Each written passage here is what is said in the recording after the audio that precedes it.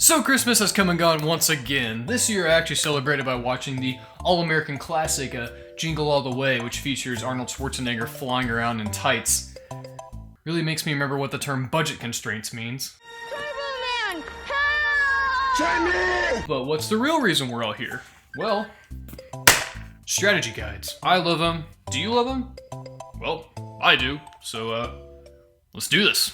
You'd be hard-pressed to walk into a gaming store and not see a bunch of these things just lying around on the shelves, whether they're up at the front counter tempting me when I'm trying to check out, or they're right next to the game I'm buying, because merchandising people always know how to take advantage of my love for paper. Strategy guides have always been a big part of my gaming life. I can probably count on one hand the amount of times I've 100% a game without a guide of some sort. And that number is 0 because I'm a dumbass. I remember one Christmas I opened up a Super Mario Advance 4 Super Mario Bros. 3 guide first without having any idea that I was getting anything video game related. And then my parents brought down a copy of the game because they knew if they wrapped it and stuck it under the tree, I knew exactly what it was, and holy shit, I lost my mind. I had always wanted to play Super Mario Bros. 3 and now I finally could, and on a portable of all things. These are the things that we got excited about in 2003. Imagine how great that would have been if my parents were just like, sorry son, we thought you just wanted to see the artwork. I love how I made my dad sound like a senile old man, but he's only like 52.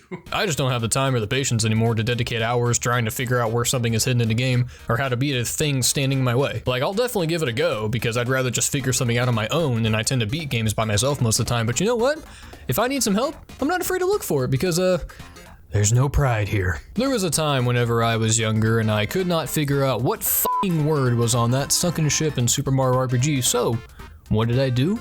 I grabbed that piggy bank, I asked the best person in the world, aka my mom, if we could go to the game store across town so I could get a guide for this game because dial-up internet was all the rage at the time and I didn't exactly have 30 years to spare trying to look up a guide. I was also 5, so my mom drove me there, and you know what that means? Errands. We went to Kohl's. It sucked. The point is, strategy guides were always that little bit of help that was needed whenever you were really struggling with something inside of a game. Because there's always that one item, that one stupid thing that you can't get. Isn't that right, Ultima Weapon? So imagine having something that walks you right through the process, so now you don't have to walk around feeling like a loser anymore because your cousin keeps rubbing it in your face about how much better at the game he is than you, and he won't tell you where to get that Keyblade because he wants other people to laugh at you. Now, I've sold most of my strategy guides in recent years, but I figured, what the heck? Let's go pick up some of these for old time's sake, shall we?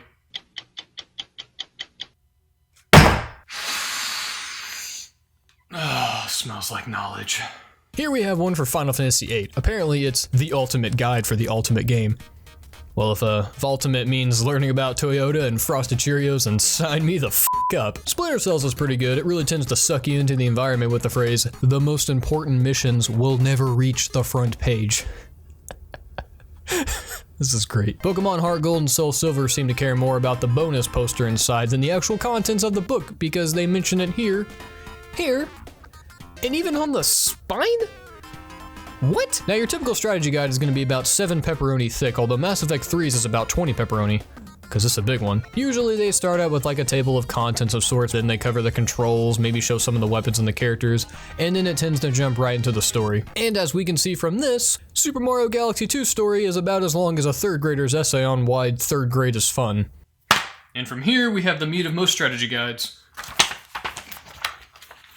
The walkthrough. Now, as I'm sure most of you already know, a walkthrough is a detailed synopsis and a guide for what you're supposed to do inside of the video game. This is usually laid out through a series of text, pictures, diagrams, you get the idea. Now, some guides do this very well, while others, well, let's just say the A-team didn't show up to work that day. Mass Effect 3's guide is very good at this. It lays out all the different scenarios with plenty of text and detailed pictures so that you can't get lost. It even turns the spoilers at the end upside down so that you don't accidentally get the ending ruined for you. And it's kind of cute that they thought the ending was worth not being spoiled. That's adorable. I've actually also thought that the Pokemon guides were very strong in this department too. Except for this one. You see, the problem with this official Pokemon Johto guide is that it's just that. It's a Johto guide. It literally leaves out the entire second half of Gold and Silver. You know, Kanto? Oh, well, would you look at that? They decided to go ahead and just print a second book for me, so I'd have to go buy that one too. Strategy guides have been around since the beginning of video games. There's been a lot of publishers that have, come and gone and stuck around for a little while, but the two most popular ones seem to be Brady Games and Prima Games. These were the two that I had the most guides from because I feel like they had the most comprehensive and well put together guides. Now, that's not to say I didn't like guides from other manufacturers too. I really did like Nintendo Power's official guides when I was younger. This is where the aforementioned Super Mario Bros. 3 guide that my parents got me came from. I also did have ones for Luigi's Mansion, Diddy Kong Racing, Super Mario Sunshine, but seeing how I've played those games more than I would like to know, I basically just become a walking strategy guide for those, so I didn't need them anymore. A lot of guides would also give you neat extras with them too, like this one here. Grand Theft Auto 4 decided to go the route of, let's slap a map on the poster and throw it on the back. That'll be good enough. It was. I love things like this. While yeah, it is, just a poster of Nico, it also does double as something useful, like being a quick and simple way of keeping track of tasks that you might want to do. It's actually really helpful in that regard. But I have to say though, I think my favorite guides in the entire world are these. The Zelda Collector's Edition guides. Yeah, I'm not gonna lie, that actually really hurt my thighs because these are heavy. Look at how well these things are made. I just wish that you could reach through the screen and fondle my book. Each book in the series has its own cover theme and color, and then the edge of the pages are painted with this nice gold finish, and it looks really nice. It also just sounds nice too whenever you're flipping through it and you kind of hear the pages sticking together because the paint's on them. It sounds good.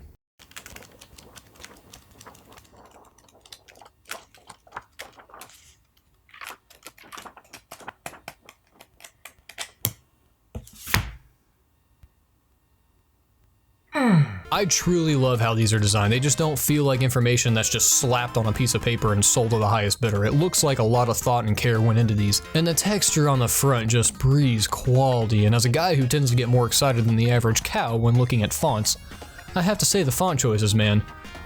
Mwah, baby. They perfectly capture Zelda, it flows so well together, and the spacing is nice, and the kerning is just a thing of intrinsic beauty, man. These are some of the most well thought out strategy guides that I've ever seen. Everything has just been accounted for in these. We're talking 100% satisfaction guaranteed, baby. No child left behind. You say you want a quick and easy way to figure out where any item in the game is? Boom. Did you forget who Ganondorf is? Chapow. How about a checklist for the fishing holes in Majora's Mask? Ya boom, baby.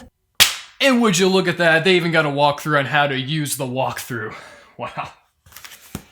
What would I do without your Prima Games?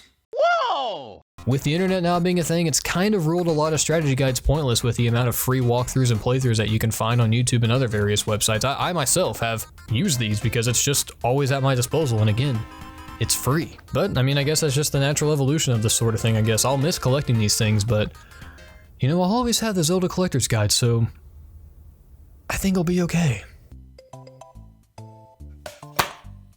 So that was my episode on strategy guides. I hope you all had fun here, and I'm actually probably gonna end up taking some of these back. Not these though. These are definitely staying with me, because I don't think I'm gonna need all these.